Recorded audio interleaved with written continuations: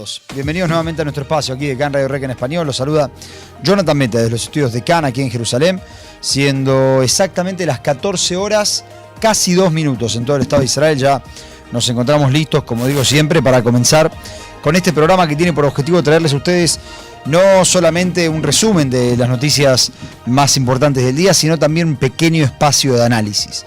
En un día que es bastante complejo por muchas cosas que ya les hemos contado que van a pasar el día de hoy, y con toda la información que tenemos sobre qué es lo que va a pasar el día de hoy, es que ya nos dictamos a comenzar con este programa. Y para tratar de entender todo esto me encuentro acompañado el día de hoy es por Jessica Nehua. ¿Cómo estás, Jessy? ¿Qué tal, Johnny? ¿Cómo estás? Bien, estoy viendo algo está sucediendo acá en la consola, pero creo que estamos saliendo bien, el sonido me parece que está saliendo bien. A ver, un día bastante especial. Obviamente hay varias cosas que se están sumando como a los temas del día. Si uno agarra cuestiones de seguridad, pareciera ser que el tema del día es un supuesto avance significativo en las negociaciones con Hamas. Ahora lo vamos a hablar. Si uno agarra la agenda internacional, uno dice, bueno, el tema del día son las sanciones contra Ben Gvir y Smotrich, que las contamos ayer al final del programa.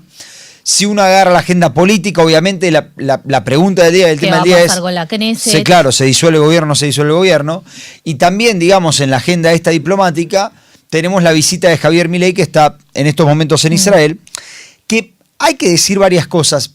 Lo primero que quiero decir es, Milei despierta en muchos sectores israelíes una cuestión que yo todavía no termino de entender. Capaz porque no lo comparto, pero Milei despierta en muchos sectores de la sociedad israelí una cuestión de, por un lado, de esperanza, por otro lado, de fanatismo, cierta cuestión de, hasta lo alaban demasiado, pero están honestamente los israelíes orgullosos de tenerlo aquí.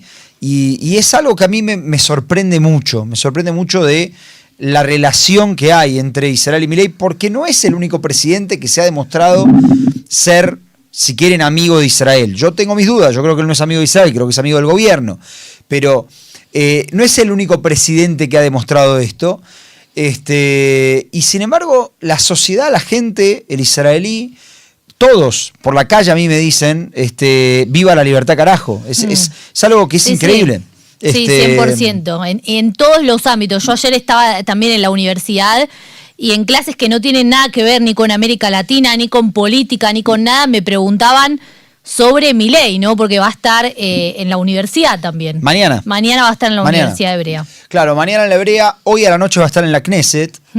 Ya que estamos con estas cosas, les voy a contar una información que tengo. Hoy a la mañana Milei iba a estar en Ir David. Ir David es un lugar de la Ciudad Vieja que está justamente en el este de Jerusalén. ¿Ok? Si vieron alguna vez la serie East Side de CAN, mucho de la serie esta transcurre allí. Una serie muy buena. Muy buena, con un problema que es real. Este tema de la compra de tierras a árabes que viven ahí, no importa. Es otra historia que algún día la vamos a hablar. Pero Milei tenía que ir hoy a la mañana a este lugar que se llama Ir David, que está en el lado este de Jerusalén. Al mismo tiempo, voy a decir, Netanyahu a la mañana tenía que hacerse presente en el juzgado del Distrito Central de Israel, donde él tiene que responder porque está prestando testimonio. En este momento se está interrogando a la fiscalía y está prestando testimonio en un juicio en su contra por corrupción. Netanyahu dijo que estaba enfermo y que no podía concurrir, no lo hizo. Y Milei dijo que estaba enfermo y no podía concurrir a Ir David y no lo hizo hoy por la mañana. Cuando dijeron que estaban enfermos, muchos de los periodistas nos empezamos a preguntar qué está pasando, porque no cancelaron el discurso de la noche, que es a las 7 de la tarde hora de Israel, o sea, en 5 horas más, de Milei y de Netanyahu, obviamente, en la Knesset. Sí. Por lo tanto, o estamos hablando de un milagro de la medicina, o otra cosa sucedió. De Netanyahu no tengo por qué explicarlo, porque me parece que se cae de Maduro. La gran es sospecha, la primera vez tampoco. No, la gran sospecha es que no quiere asistir al juicio. No hay mucho análisis para dar allí. Porque si fuera otra cuestión, si fuera una cuestión de seguridad, una cuestión de negociaciones, él podría decir eso y ya está. El hecho de que dice que está enfermo y de repente en 5 horas va a estar en la Knesset, es bastante raro. Puede ser que haya estado en negociaciones por lo que está pasando hoy en la Knesset, la posible disolución de lo que vamos a hablar en un rato. Respecto de Milei, una persona me dijo que Milei no quiso ir a Ir David porque está en el este de Jerusalén y que Milei sabe que el presidente argentino se haga presente en ese lugar donde podría haber en un futuro un Estado palestino como amigo de Israel puede ser algo bastante complicado, porque sería como reclamar cierta soberanía que podría dejar de serla, porque no es que no la es, pero podría dejar de serla en cierto momento. Este análisis que me dieron a mí de por qué Milei no fue a Ir David, a mí me sorprende mucho. Iría en contra de todo lo que él viene diciendo hasta ahora. De todo lo que se dice, pero... Esto que me dijeron lo dijo una persona que confío mucho en sus fuentes. Por lo tanto, por eso lo cuento. Pero este sería el motivo por el cual Milei no fue a Ir David. Ahora, yo voy a contar algo que ojalá que no me mate por esto, pero cuando lo comentábamos en el grupo, Eddie me dice, nosotros ya sabíamos que la posición de Milei no era tan clara como nosotros pensamos desde la última visita que hizo Milei acá, porque cuando nosotros lo acompañamos a Milei en la última visita que estuvo acá, me acuerdo que estuvimos en Niroz con él. ¿Niroz fue? Creo que sí. En Niroz con él, sí. Que estuvo con el presidente y qué sé yo. Me acuerdo que hablamos ahí, y capaz mucha gente no le dio pelota a esto, pero hablamos con Diana Mondino, que era la canciller en ese momento. Sí. Y ella dijo que mover la embajada a Jerusalén no está de ninguna forma dentro de las prioridades reales, que no es algo que se esté pensando en hacer y que no se va a hacer. Entre paréntesis, yo le puedo decir... ¿No se va a hacer? Ella dijo en ese momento, hoy no está dentro de las prioridades, no es algo que se vaya a hacer ahora. Lo dijo para este programa en una entrevista que le hace Eddie en Niroz. O sea, la postura de Israel respecto de dónde va a estar la embajada, de Argentina, respecto de dónde va a estar la embajada, de mover la embajada a Jerusalén, no es tan clara como la retórica que escuchamos a veces. Entonces, por eso esta historia de Ir David a mí me suena conocida, para ser honesto. También hay que decir que la primera vez que él vino fue muy al inicio de su gobierno, ¿no? Entonces sí. También quizás en ese momento no era prioridad, vamos a ver ahora. Sí. ¿Qué es lo que pasa con eso? Me está llamando una persona y no sé por qué, porque sabe que estoy al aire. Le voy a preguntar si hay, capaz hay alguna información que tengo que prestar atención. Si quiere salir al aire. Ojalá le voy a preguntar. Contame, Jessy, qué pasó, porque ayer Milei estuvo con Netanyahu y con Herzog, ¿no? Sí, contanos un poco. Sí, exactamente. Estuvieron ayer en una reunión de 90 minutos en privado, Netanyahu y Javier Milei. Y justamente lo que querían era analizar un poco la situación y los vínculos entre ambos países. Milei habló sobre el compromiso que tiene la Argentina con el Estado de Israel y con los shared values, ¿no? Como hablábamos mucho en Estados Unidos, bueno, en este caso... habló también de estos valores compartidos como, por ejemplo, la libertad y la democracia, valores compartidos, dice, entre los dos países. El primer ministro Netanyahu le agradeció a Milei por haber estado siempre al lado de Israel. Vamos a ver después en un video que hace medio un juego de palabras, ¿no? Porque dice Javier, ataja ver, ¿no? Como sos un amigo. Yo tengo un amigo rabino, las cosas que digo acá. Tengo un amigo rabino que en su ceremonia de ordenación hizo un juego de palabras con Messi. Porque decía Messi, nuestro amigo David Arias se va a acordar de lo que estoy diciendo, que lo está escuchando ahora. Él decía Messi viene de la palabra meser, que es mensaje. Entonces hizo como un juego de palabras ahí también medio raro. Bueno, Netanyahu se ve que hizo exactamente lo mismo. Claro, justamente lo que él le dijo es: usted es un sincero amigo de Israel y es una bendición para Israel que existan líderes como usted en este mundo. Esto lo dijo también, lo repitió en un video que lo vamos a ver ahora en un ratito, en el cual Netanyahu hace su típico video de repaso de qué es lo que hizo todo el día.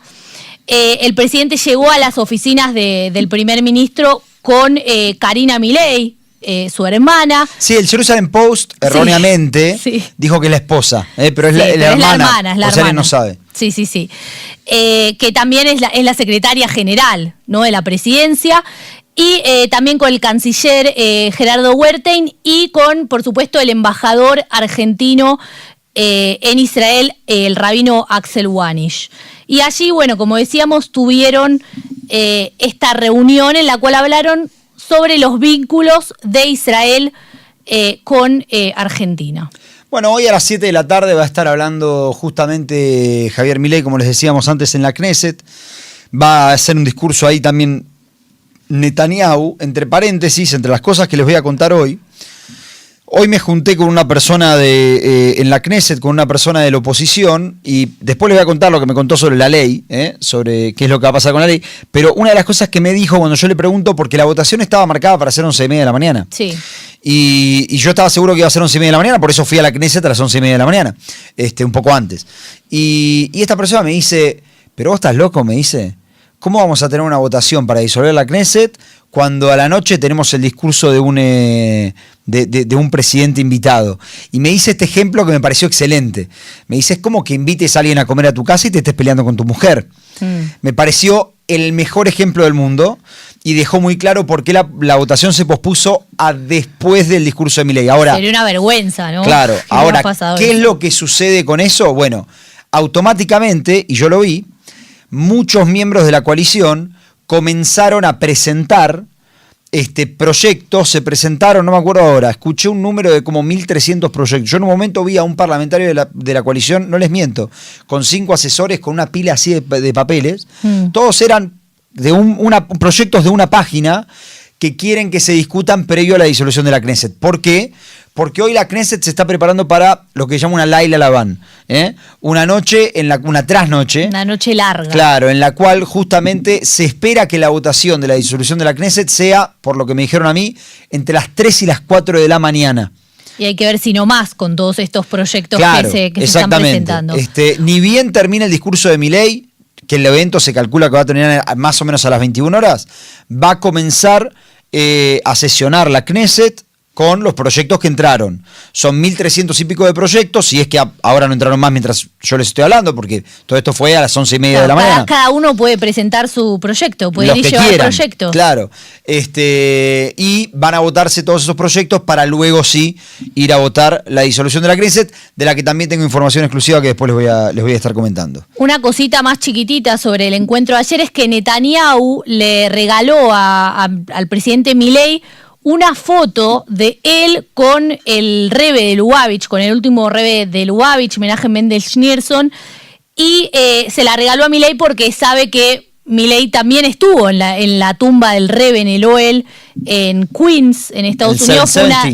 No, el Ohel se llama. Ah, es el Ohel, es otra cosa. Es la oficina. Ah, ok. La oficina. Pero bueno, Milei, si no me equivoco, fue la primera visita que hizo, cuando asumió la presidencia, fue ir al Ohel, directamente a la tumba del rebe. Entonces Netanyahu le regaló una foto de él con el rebe cuando él lo visitó y dijo que el rebe era un gran profeta. Y lo que le dijo también es que vas a la ONU, vas a una casa de mentiras, a una casa de oscuridad. Si encendés una sola vela, dice, la gente va a ver esa luz, la verdad, desde lejos. La tiene con ese tema de la oscuridad y la tiene. Un poquito de luz ante la oscuridad. La tiene con la fuerza del cielo. Le gusta, me parece bien. Es una persona espiritual. Sí, no sé. Bueno, a ver, como bien decía Jessy, la visita de Milei, yo les dije, si hablamos en títulos, en cuestiones de política tenemos que hablar de la Knesset, en cuestiones de seguridad tenemos que hablar de los secuestrados, a pesar de que en el día de ayer de nuevo hubo misiles en Israel, ¿no? Después lo vamos a comentar. Si hablamos en cuestiones internacionales tenemos que hablar de las sanciones. Ahora, la cuestión de Milei, cuando Netanyahu la presentó en este video que Jessy comentaba y que vamos a ver ahora en un segundito, Netanyahu también ahí presentó algo que generó ciertas dudas. Y acá quiero contar algo para presentarles el siguiente video. En las últimas 24 horas, todos los que estamos medianamente en contacto con fuentes cercanas a los negociadores o al sistema de seguridad, etcétera, recibimos informaciones sobre avances en las negociaciones. Ahora, es muy interesante porque el gobierno decidía, y después les voy a explicar por qué en las últimas 24 o 48 horas particularmente se empezaron a lograr avances. Es muy interesante porque el gobierno decidía estar bastante callado respecto de esto. Si bien yo le puedo confirmar que se habló de eso durante la reunión que tuvo Netanyahu luego de la llamada con Trump, lo cierto es que el gobierno venía medio callado, no quería decir si es que habían avances o no había avances, y también nosotros no vamos a venir a decir acá cualquier cosa que nos digan, porque uno nunca sabe con qué objetivo se lo dicen, y aparte puede estar generando expectativas en familiares, y es algo que sufren, entonces mejor no hacerlo. Ahora, nosotros venimos escuchando hace tiempo, hace 24 o 48 horas, que hay avances significativos en las negociaciones con Hamás. Y Netanyahu en el día de ayer decide presentarlo en el mismo video que habla de Milei. Escuchen lo que dijo Netanyahu, estamos en el audio número 1, escuchen lo que dijo Netanyahu en este video que, como bien decía Jessy, estas entrevistas casi diarias que ya nos tiene acostumbrado con Topaz Luke, que es son 2 asesores que le quedaron a Netanyahu, porque todo el resto están presos, Topaz Luke y Omer Dustri. Fíjense lo que dijo Netanyahu en el audio número 1 respecto de Milei, pero también de las negociaciones con Hamás. Vamos con el audio número 1. ראש הממשלה, מה הלו"ז שלך היום? עמוס? יש יום שהוא לא עמוס. גם נכון. מה יש לך, מה צפוי להיות לך היום? קודם כל ביקור של ידיד אמת של ישראל, נשיא ארגנטינה, שבא הנה לביקור, ואני רוצה להגיד לך, חווייר מילי, זה שמו של נשיא ארגנטינה, ואני אומר לו, חווייר, אתה חבר אמת. זה ברכה לישראל שיש לנו מנהיגים כאלה בעולם, שמבינים את התכלית שלנו, את המאבק שלנו, ואת הערך של הידידות בינינו. היה פרסום בבוקר על תקיפה ישראלית, תוכל להרחיב? הייתה תקיפה ישראלית נוספת בתימן, הפעם מחיל הים, כל הכבוד להם. איזושהי בשורה לגבי הנושא החטופים שאתה יכול לתת לנו? יש התקדמות משמעותית. אני חושב שמוקדם מדי לתת תקוות, אבל אנחנו פועלים ללא הרף בשעות האלה, וכל הזמן. אני מקווה שנוכל להתקדם. תודה רבה, ראש הממשלה. רגע, יש עוד דבר שלנו. כרגע יושבים טובי האנשים שלנו, ומנסים להביא לחוק טוב למדינת ישראל. חוק טוב זה אומר שאנחנו מכבדים את לומדי התורה, אנחנו לא מבזים את לומדי התורה, זה ערך של עם ישראל לתורותיו. ומנגד אנחנו גם פועלים להביא לגיוס מאוד גדול. החוק שאנחנו מדברים עליו יביא אלפי חרדים, דבר שלא היה עד עכשיו, אלפי חרדים שהתגייסו לצה"ל בשנתיים הראשונות, רק בשנתיים הראשונות, למעלה מ10,000 בחורים חרדים שהתגייסו לשורות צבא הגנה לישראל. לא היה דבר כזה אף פעם, זה דבר מאוד גדול, אני מקווה שגם נצליח בזה. אמן, תודה ראש הממשלה. תודה לך. A ver, de la segunda parte nos vamos a ocupar un ratito respecto de las leyes. Él está hablando ahí de la ley de enrolamiento. Solo para que sepan, nos vamos a ocupar en un ratito más. Ahora, cuando habla de los secuestrados, y salteando también la parte de Milei, que ya comentamos, cuando habla de los secuestrados, él habla de un progreso significativo. Esta es la forma en la que él lo presenta. Ahora, lo que nosotros tenemos, Jessy, es que podría haber conversaciones avanzadas. ¿Qué es lo que hay en este momento? Vamos a empezar por la información. ¿Qué es lo que hay de información respecto de las negociaciones? Bueno, Johnny, mira, lo que se está hablando es que, como vos decías recién, hay conversaciones avanzadas, pero esto no significa que sea algo que pueda suceder de inmediato. El esfuerzo se está centrando principalmente en lo que es Qatar. Los mediadores están intentando buscar una redacción, y esto volvemos un poquito a lo de siempre, ¿no? Buscar una redacción que incluya un compromiso entre las dos partes para poder llegar a algún tipo de avance y a algún tipo de compromiso para llegar a un acuerdo. Justamente lo que escuchábamos recién, Netanyahu declaró que había progresos significativos y de hecho programó una reunión en el Gabinete Político y de Seguridad y una consulta telefónica sobre este tema, pero sí es cierto que fuentes que vienen desde los mediadores dicen que si bien hay algunos avances, esto no sería algo que se pueda producir de inmediato, ¿sí? Un acuerdo. Eso es algo muy importante, porque cuando escuchamos estos dichos de Netanyahu y también esto de la reunión y la llamada telefónica, etcétera, nos genera a nosotros, y ahora vamos a escuchar pronto también a un familiar de un secuestrado, le genera a los familiares una falsa expectativa, ¿no? Una falsa esperanza de que algo pueda pasar cuando en verdad no es algo que pueda pasar en lo inmediato. Un funcionario de Hamás que está en el extranjero, él publicó un mensaje en su cuenta de Telegram y él dijo que Netanyahu sigue mintiendo con respecto a esto que mencionábamos recién de los avances y que todas sus declaraciones son una ilusión para engañar a la opinión pública israelí y no llegar a que se lleve a cabo el final de la guerra, afirmar el final de la guerra.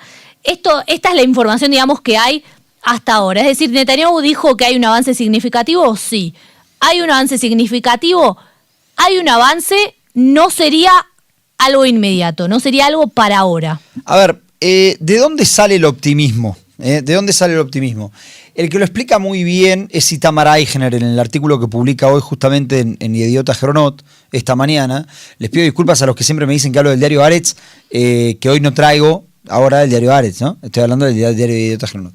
Traemos todos los diarios. Traemos todos los diarios. Itamar Eichner explica muy bien de dónde sale esta cuestión de este presunto optimismo que está empezando a surgir. Y me parece que lo explica muy bien en el contexto de una información que vamos a dar ahora respecto de lo que Trump le dijo a Netanyahu en aquella conversación de 40 minutos. Porque no solo le habló de Irán, le dijo algo respecto de la guerra de Gaza, que si nosotros lo entendemos, entendemos de dónde viene el optimismo. Ahora, Itamar Eichner nos explica a nosotros que la flexibilidad, la supuesta flexibilidad por parte de Hamás es respecto al tema más sensible de las negociaciones. ¿Qué es esto? Las garantías para poner fin a la guerra. ¿Qué es lo que describe justamente Itamar Eichner en su artículo? Aparentemente Estados Unidos lo que le está ofreciendo a Hamás, y esto no nos debería sorprender, Estados Unidos está negociando con Hamás, según Itamar Eichner, son garantías indirectas de que se va a terminar la guerra bajo la forma de pasos concretos hacia el fin de la guerra. Lo que no está claro, dice Itamar Eichner, y esto supuestamente jamás lo aceptaría, es si Israel lo va a aceptar. ¿Por qué hay cierto optimismo? Porque Estados Unidos cree, y esta parte me parece importantísima para entender qué es lo que está pasando, Estados Unidos cree que si en vez de ser una respuesta de Hamás, ¿se acuerdan que iba a llegar una respuesta de Hamás y no llegó? En vez de ser una respuesta de Hamás, es una nueva propuesta de Witkoff, Israel está obligado a aceptarla. Porque Israel no puede dejar a Witkoff en el aire.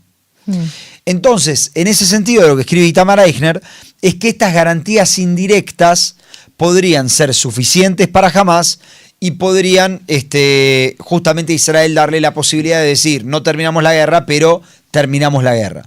Entonces quedan todos contentos. Al final lo que estamos viendo en la redacción para tratar de llegar a lo mismo que queremos llegar desde el 8 de octubre. Ahora, igual es algo que ya lo venimos viendo desde el 7 de octubre casi. Exactamente. O sea, el tema de la redacción vaga es algo que lo venimos viendo desde el principio de todo esto. Hay dos problemas que tiene Israel en este momento.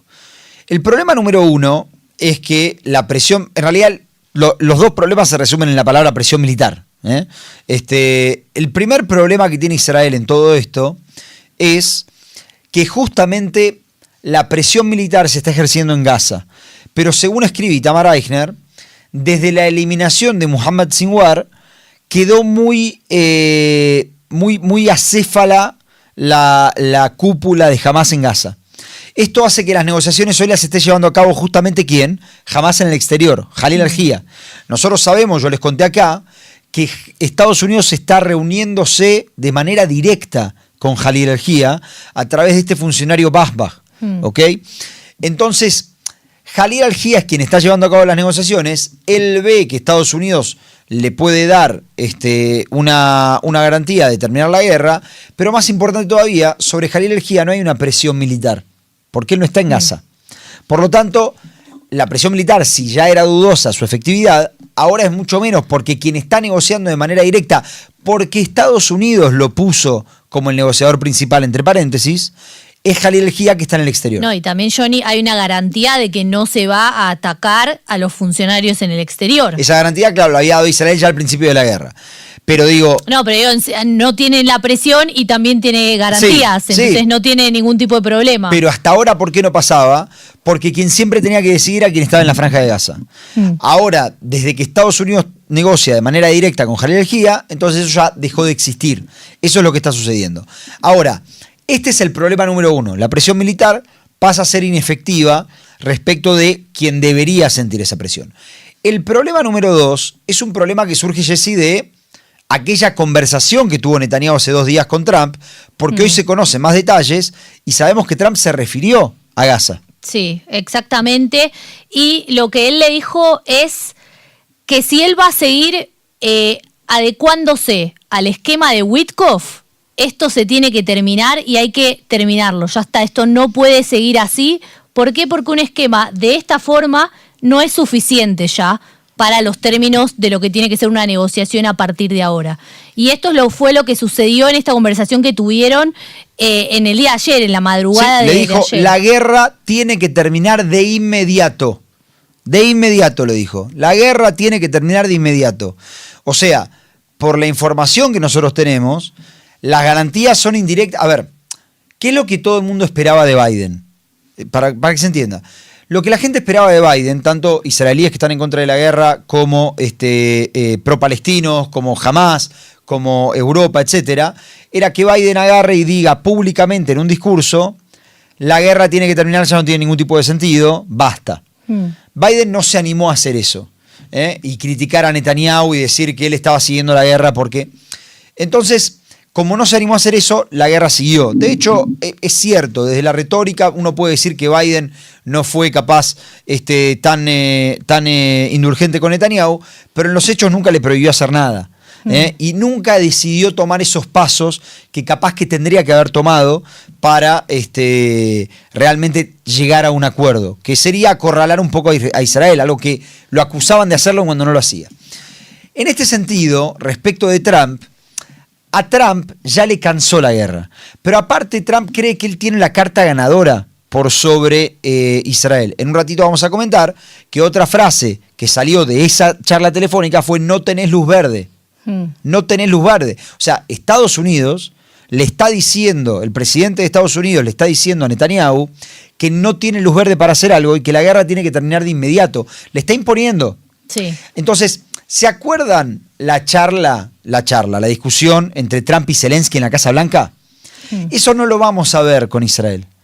Pero está sucediendo, por lo que nosotros nos enteramos, está sucediendo detrás de bastidores, está sucediendo en conversaciones telefónicas directas. Claro, no lo va a tener a Netanyahu ahí y decirle en la cara, don't. No va a suceder que Trump diga justamente no podés seguir la guerra en público, que era lo que quería Hamas. Hamas quería una declaración de Trump. Sin embargo, lo que nos enteramos hoy, lo dice Itamar Eichner, es: Trump está dispuesto a dar garantías indirectas de pasos hacia, pero después se filtra esta información según la cual Trump, en la conversación anteayer con Netanyahu, le dijo: la guerra tiene que terminar inmediato. O sea, básicamente la decisión está tomada. No será el paso que quiere Hamas, pero está clarísimo lo que está sucediendo con el gobierno de los Estados Unidos. No, y es algo que también lo venimos diciendo desde hace tiempo, ¿no? Que ya era una cuestión de tiempo cuándo iba a ser el fin, pero prácticamente desde el lado de Trump ya estaba terminada. Ya estaba terminada. En ese sentido, cuando explota toda esta información de lo que le dijo Trump a Netanyahu, ayer, en medio de una conferencia de prensa, a Tammy Bruce le preguntan, que es la secretaria, vicesecretaria, portavoz del secretario de Estado. Ahí está. A Tammy Bruce le preguntan en una conferencia de prensa si esto es cierto o no y qué es lo que piensan hacer con Gaza. Escuchen lo que decía en el audio número 2, justamente Tammy Bruce, respecto de esta cuestión.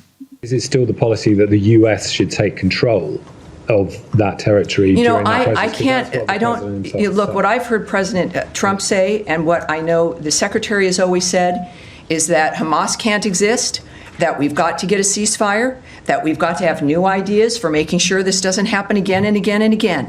I know that the President has called for new ideas to help make that happen. I know that he has had some new ideas and how to do that. We know the region has chimed in with what it believes it can do when it comes to aid and even rebuilding. But the fact of the matter is right now, Hamas won't even let the hostages go. Hamas still won't put its weapons down. Hamas is still playing games as people still die as we do work to get food and aid into that region. So we're still at that kind of dynamic, and we will get to the other part, I hope, as soon as we can. Is it still the A ver, Tammy Bruce retoma la retórica que todos esperan de Estados Unidos. Y acá es donde yo digo, esta es la prueba más clara de que esto es lo que hay que hacer, me parece, si uno quiere entender lo que pasa acá, lo que tiene que hacer es no escuchar la retórica, sino el verdadero mensaje. Correr un poquito del lado de la retórica y escuchar el mensaje. Porque lo que nos enteramos de la conversación de Trump, justamente con Netanyahu, me parece que deja bastante claro cuál es la real posición de Trump respecto de esta guerra. Que está negociando entre paréntesis. A ver, creo que ya tendríamos que haberlo sabido cuando nos enteramos que negociaba directamente con Hamas, con Jalil Arjía, sin ir más lejos. Y acá donde yo creo que también se empiezan a valorar o poner en valor algunos de los métodos que se utilizaban antes. Si la guerra se terminaba en noviembre, como quería Biden, cuando muchos decían no se puede hablar ahora de un Estado palestino, jamás capaz que no hubiera formado parte del futuro de los palestinos. Hoy probablemente lo haga. Si hubieran hecho las cosas de otra forma, entonces Jalil El-Jian no hubiera tenido el rol protagonista que tiene hoy. Bueno, eso es contrafáctico igual, porque en ese momento también estaban todas las cabezas de Hamas vivas. Sí, pero habían perdido todo tipo de legitimidad. Que hoy ya no la perdieron, y de hecho vemos que desde enero de 2024 no paran de negociar en el Cairo delegaciones de Hamas y de Fatah.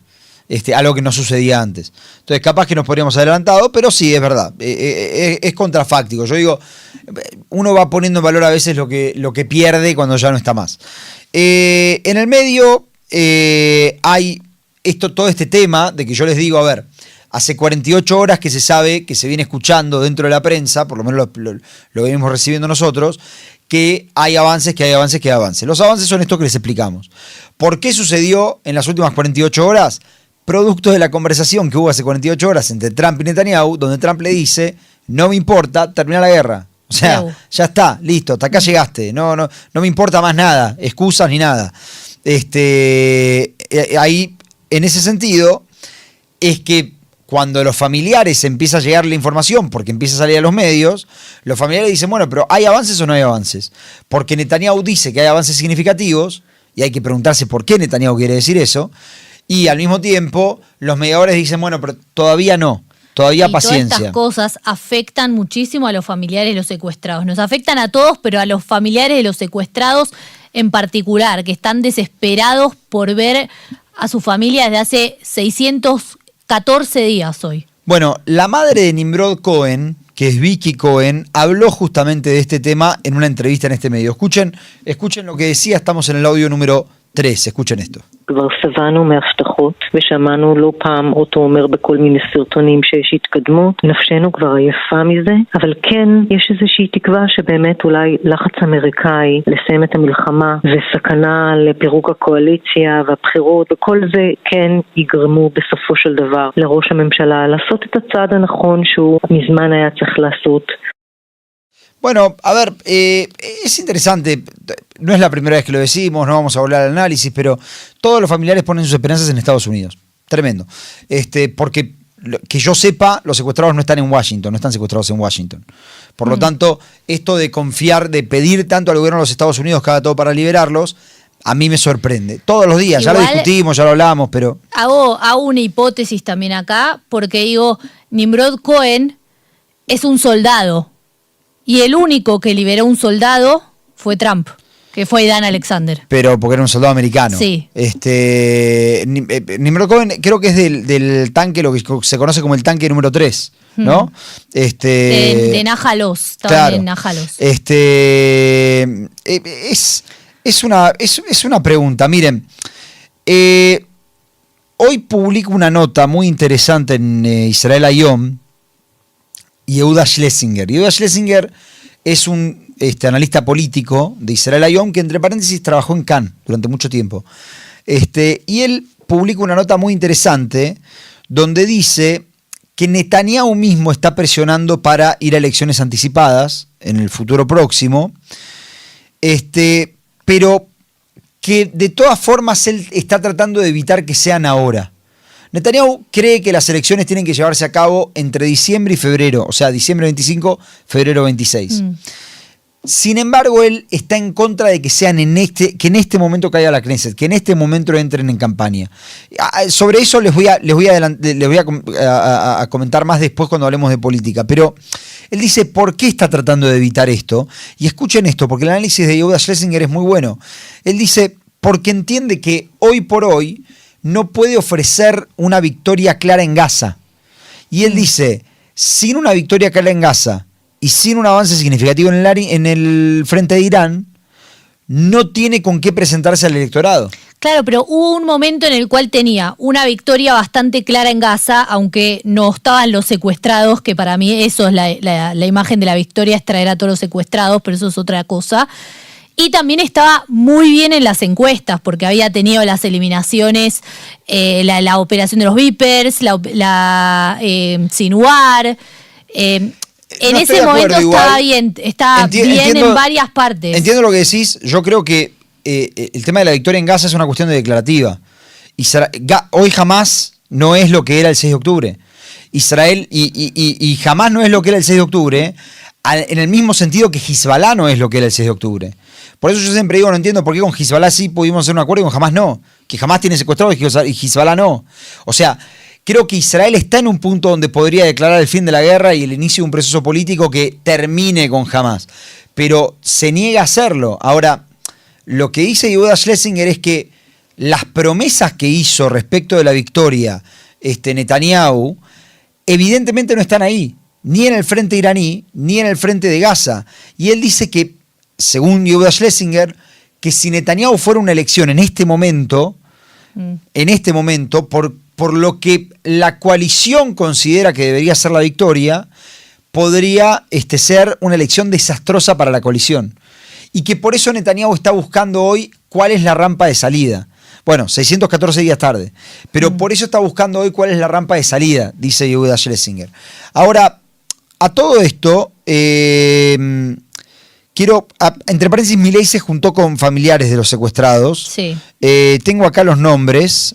Acá los tengo. ¿Los tenés? Perfecto, sí. Porque yo los tengo muy chicos. Estuvo con Clara Marman, Fernando Marman, con Luis Ar, con Ruth Strum, que es la madre de Eitan y Yair, con Karina Engelbert, con Dalia Kuznir, que es la esposa de Amos Horn, con Silvia Cunio y José Luis Cunio, que son los padres de David y Ariel Cunio, con Yael Rudaev, que no sé si es la hermana, no estoy segura si es la hermana de Lior Rudaev, que es otro de los secuestrados argentinos, con Yarden Vivas, con Eli Vivas, que es el padre de Yarden, con Edna Yokati Vivas, que es la pareja del padre de Yarden, con Pnina Keshet Vivas, que es la madre, y con Enrique Rosenblut, que bueno, es un trabajador dentro de la comunidad, no es familiar. Kiki, que es de la familia nuestra. Claro, no es familiar de secuestrados, claro. Eso quise decir. Pero es muy activo respecto del tema de los secuestrados.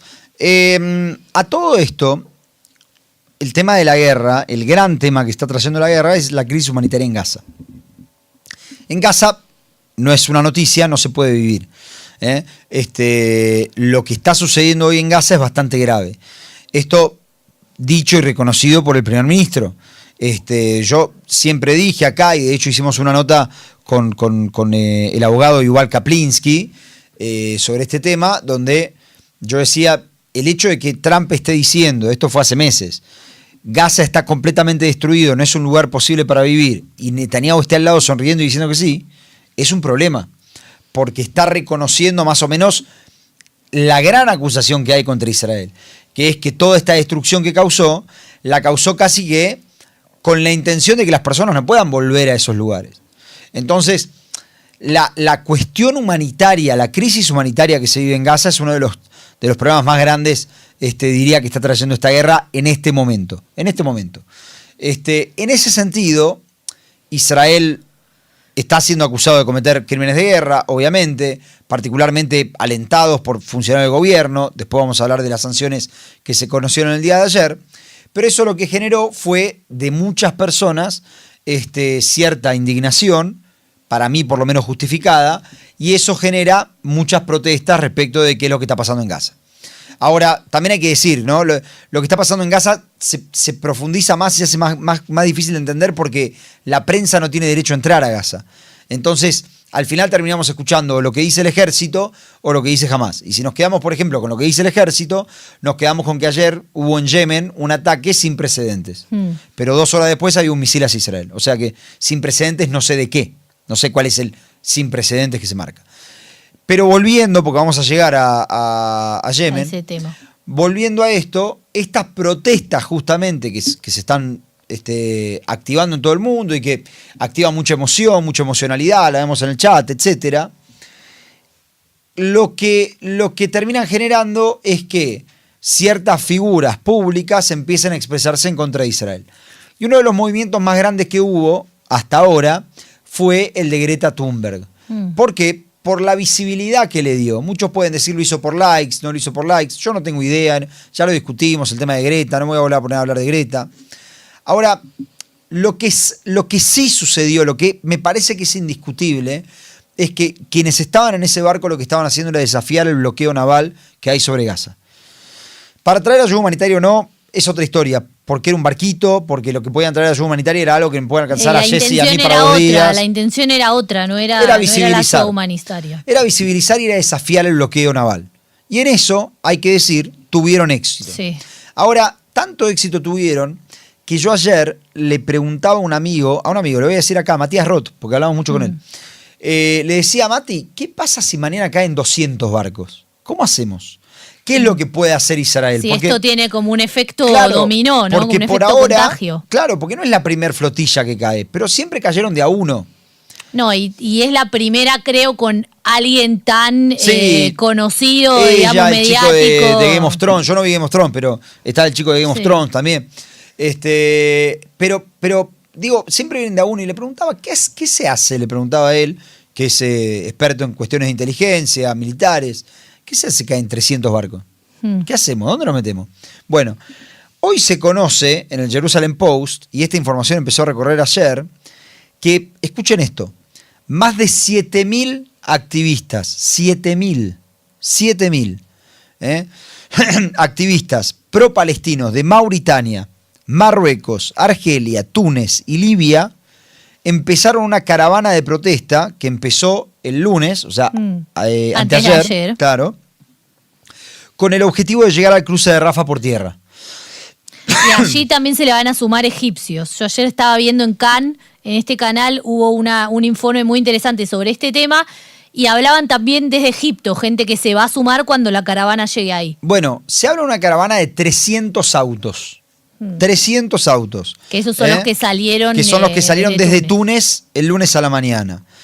300 autos que tienen como objetivo llevar alimentos de ayuda humanitaria. De nuevo, es exactamente lo mismo, ¿ven? Llevar alimentos de ayuda humanitaria y abrir un corredor humanitario en Gaza. Claro, pero acá hay un elemento bien diferente. Porque ellos quieren entrar por tierra y los que le tienen que dar el permiso es Egipto.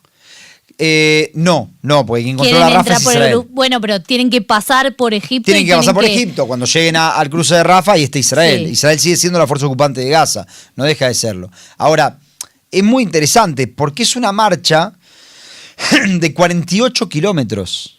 48 kilómetros, no es tanto. Y dura 3 días, decían ellos. O sea, lunes, martes, miércoles, jueves. Mañana pasado estará llegando. Estarían llegando, sí. No sé cómo se cuentan los días, pero estarán llegando el jueves o el viernes. Claro, hay que ver a qué hora salen. Exactamente. Y justamente lo que ellos decían era que el objetivo de ellos es negociar la apertura de Rafah con las autoridades egipcias en colaboración con ONGs, diplomáticos e instituciones humanitarias. O sea, básicamente romper el bloqueo que hay sobre Gaza por tierra también desde Rafah. Esto puede ser, a ver, yo no sé cómo va a suceder esto. Entre paréntesis, lo primero que le voy a decir algo, lo primero que pensaba cuando lo leía era qué increíble, ¿no? si tuviéramos paz en todo Medio Oriente, que es una locura pensar en eso. Es una utopía. Pero en auto podés estar, yo me había fijado en el Mundial, que en 10 horas podía llegar a Qatar, creo que eran 12 horas, ahora no me acuerdo, pero no estamos tan lejos en Medio Oriente. No, seguro. Somos un barrio, le digo por 48 kilómetros, pero de hecho yo tengo un amigo, le voy a contar rápido, que en Corona se quedó, cuando empezó Corona se quedó varado en Egipto. Amigo argentino, Diego, le mando un abrazo. Y él me pidió mi dirección, yo estaba en Beersheba en ese momento viviendo, me pidió mi dirección y me mandó un mapa, me dijo, estoy muy cerca, ¿puedo ir? Y le digo, mirá, si llegás, si te dejan vení, pasar. claro, no hay ningún problema. Toda una historia muy graciosa la de él varado en Egipto. Pero volviendo a esto, estamos hablando de 7.000 personas. El evento que fue Greta, capaz por Greta, capaz no, porque yo creo que si hubiera sido una flotilla turca, también hubiera sido un flor de evento, no tanto. No como Greta en el sentido de la visibilización, pero sí hubiera sido un evento a nivel diplomático. Acá estamos hablando de 7.000 personas que están decidiendo hacer algo muy parecido. Entonces, al final del día lo que hizo funcionó, y funcionó de manera excelente para este objetivo. Yo no sé qué es lo que va a suceder en Egipto particularmente, y estoy hablando de las autoridades egipcias. Aparte, no sé si para cuando llegue, qué es lo que va a pasar, si va a haber un alto el fuego, no va a haber un alto el fuego. Pero es bastante preocupante, porque ya estamos viendo que ya no es un barquito, son 7.000 personas. ¿Traen ayuda humanitaria, Johnny? No importa, ponele que sí, ponele que no. Insisto, no, el objetivo no es ese. porque una cosa es intentar desafiar un bloqueo y otra cosa es traer ayuda real. El objetivo es tratar de desafiar el bloqueo. No. A ver, seguro lo hacen porque están preocupados por la cuestión humanitaria. Quiero pensar que lo hacen porque están preocupados por la cuestión humanitaria. Puede ser que traigan pañales y galletitas, pero no es lo mismo que puede salir de un camión que entra por Kerem Shalom, que trae, 500 toneladas de ayuda humanitaria. Esto vienen como pueden venir. El objetivo es otro. Obviamente deben estar preocupados por la cuestión humanitaria, pero el objetivo es otro. Y veo que el desafío al bloqueo está sucediendo, de hecho. Está siendo efectivo. Está siendo efectivo, perdón que vuelva sobre esto, pero digo, está siendo efectivo en términos de desafiar al bloqueo, no en términos de traer una solución humanitaria. La solución humanitaria o una ayuda humanitaria. La solución humanitaria hoy por hoy, lamentablemente. Que tampoco tiene que venir de civiles, digo, no, tiene que venir de la fuerza ocupante. No, de la fuerza ocupante tiene que venir. La fuerza ocupante es la que internacionalmente, legalmente, tiene la obligación de prestar ayuda humanitaria a los civiles. Ese es Israel, e Israel no lo hace o lo hace en una medida que no alcanza.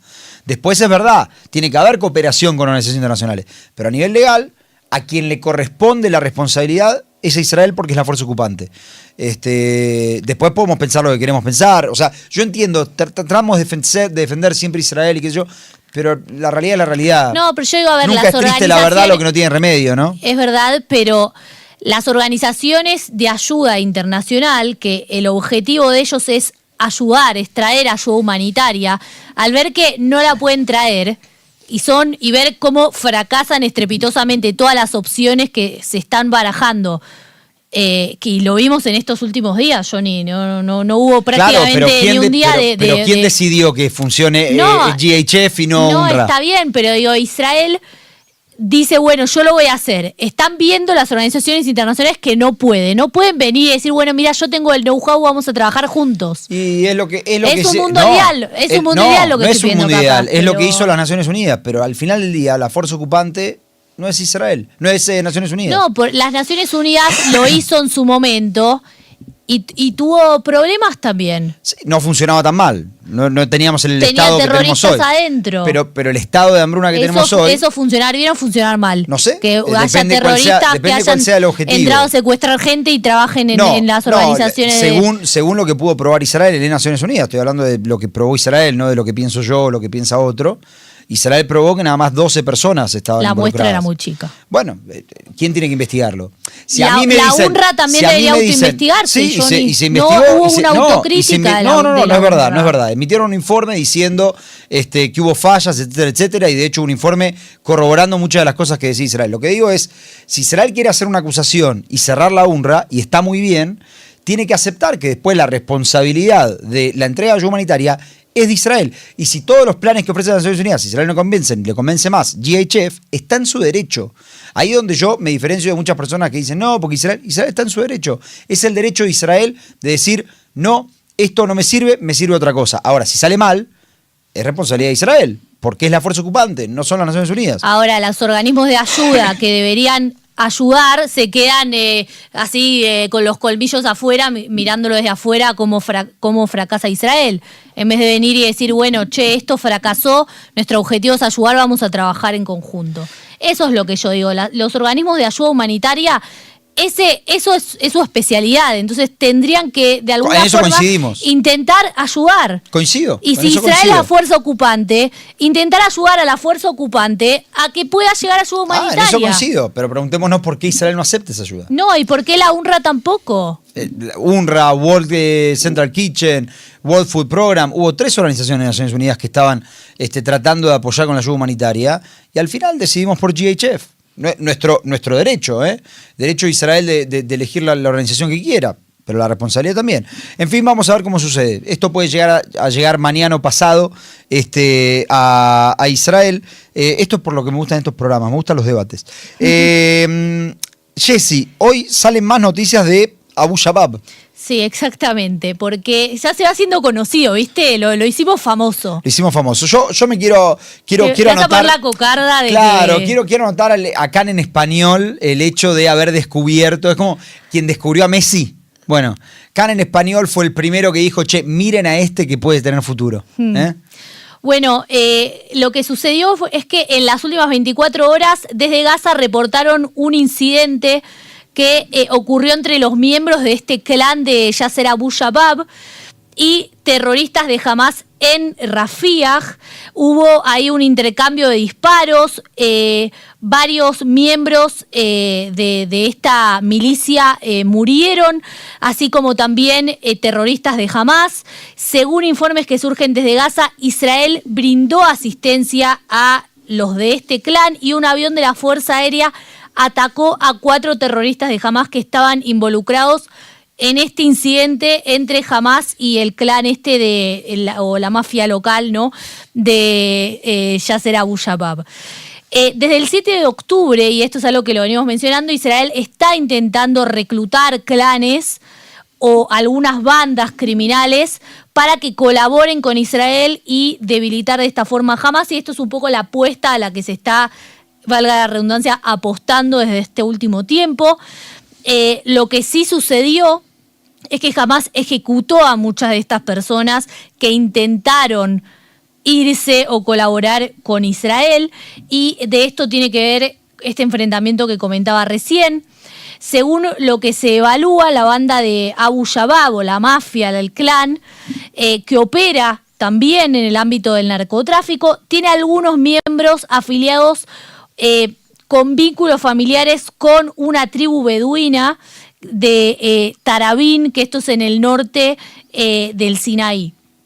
Y lo que dicen también, por lo menos desde Israel, es que cuanto más desesperada sea la situación de Hamas en la Franja de Gaza y cuanto más Israel invierta en estos clanes, como por ejemplo el clan de Abu Shabab, en una fuente, digamos, en ver este clan como una fuente de empleo principalmente para gente joven, más posibilidades va a tener de aumentar su imagen o su poder contra Hamas. ¿Sí? En este caso de como divide y reinarás, ¿no?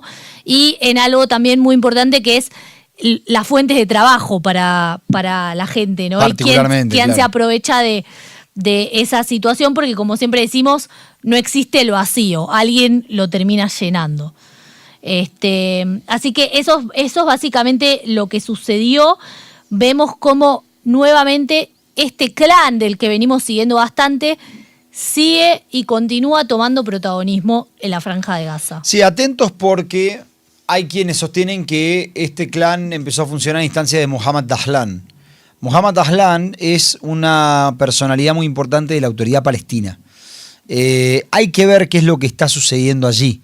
Yo no lo tengo muy claro, más allá de la información que ya hemos dado, que es que Yasser Abu Shabab, él personalmente, es una persona relacionada con ISIS.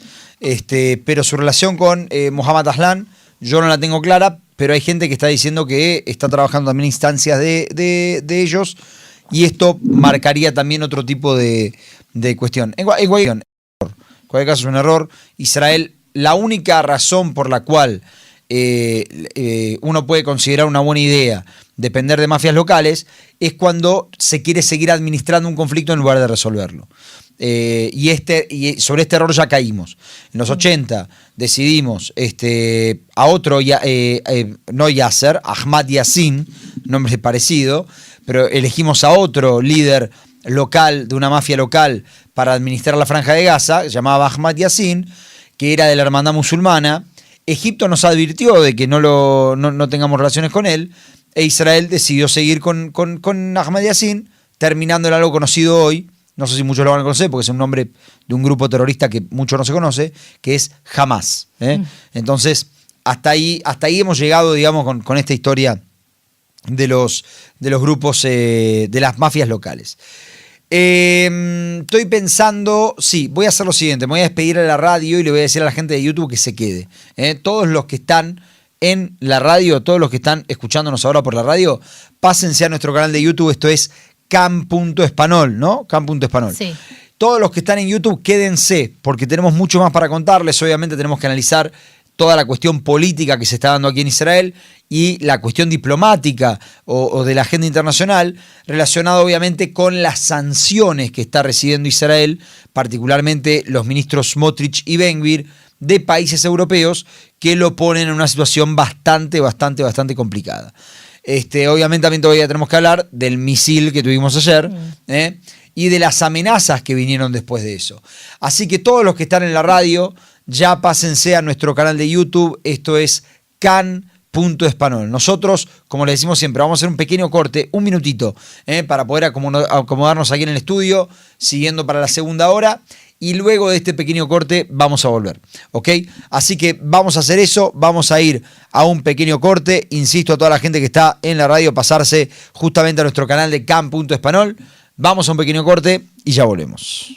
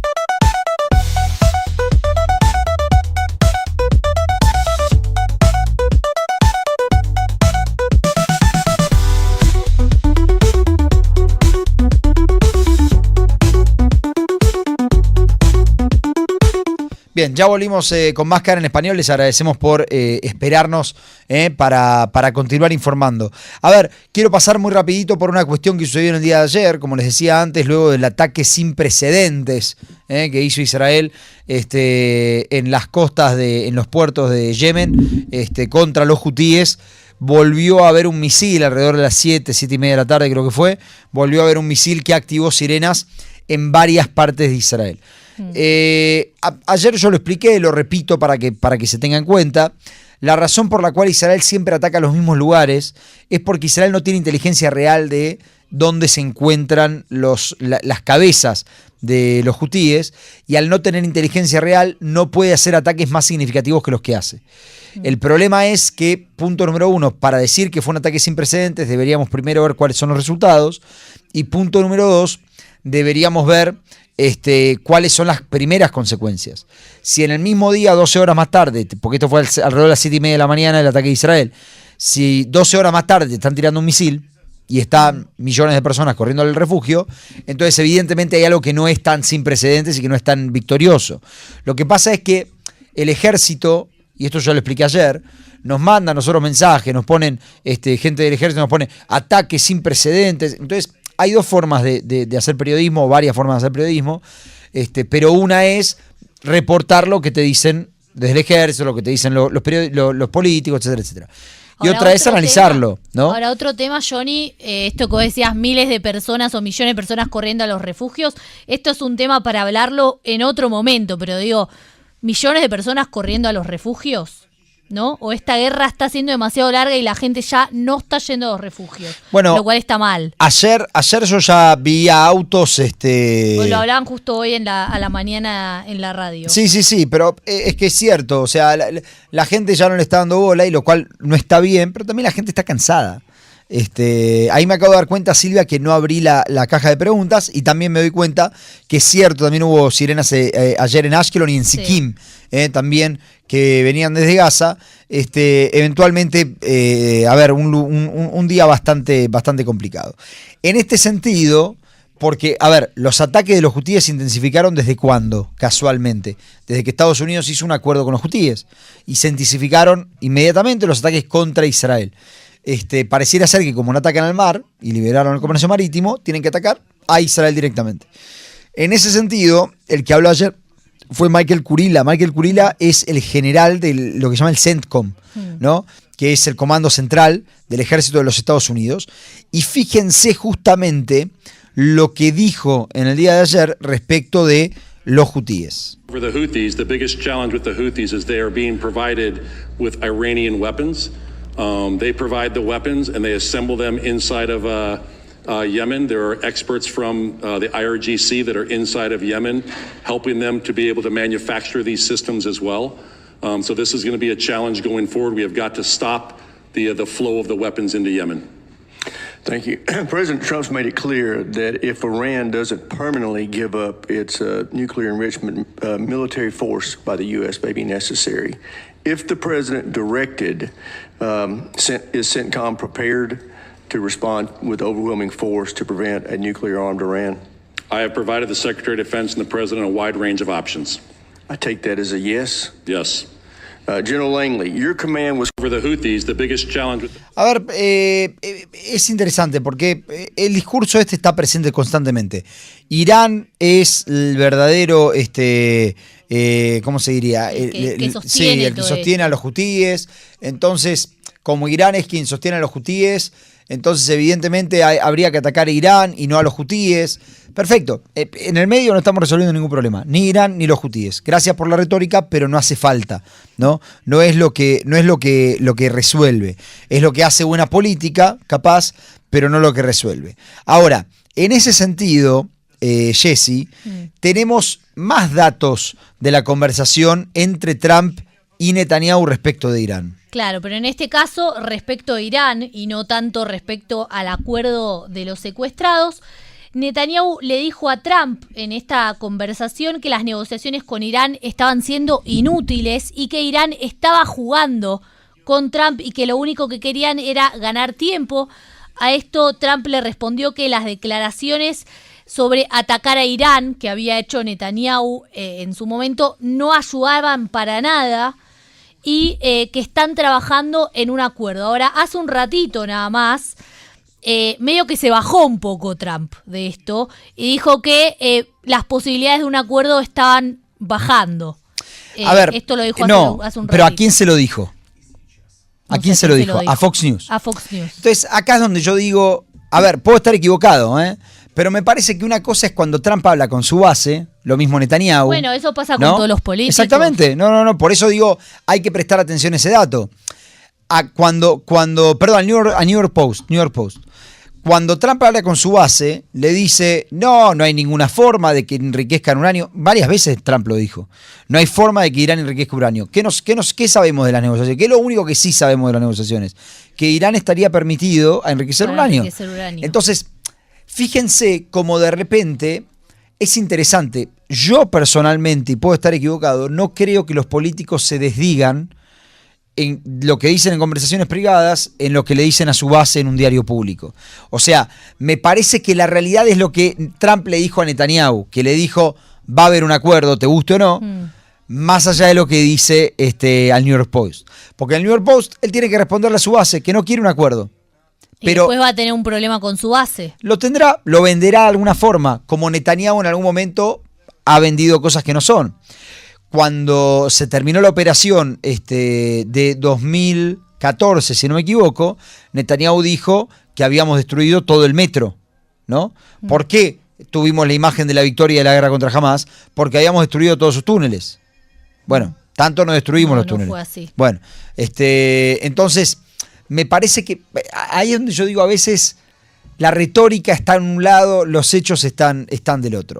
Bueno, y otra cosa que dijo Trump fue que Estados Unidos iba a agotar en primer lugar todas las vías diplomáticas y luego, exacto, si todo falla, exacto, iría a algo militar. Esa declaración, vamos a agotar todas las vías diplomáticas, me parece que queda bastante clara. Pero la oficina de Netanyahu no hizo comentarios sobre este tema. La oficina de Netanyahu no hace comentarios sobre este tema porque no tiene mucho lo que decir. Fíjense, hay algo que, entre paréntesis, la frase de no tenés luz verde para atacar Irán, no tenés luz verde, es muy parecida a la frase que le dice a Zelensky, no tenés las cartas.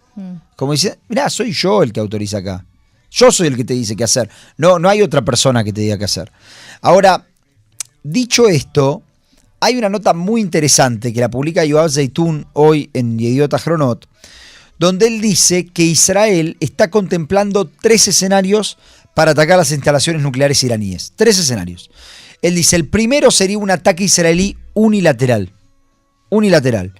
Él dice, Israel ya atacó objetivos iraníes en el pasado reciente. De hecho, el último ataque fue, si no me equivoco, 26 de octubre.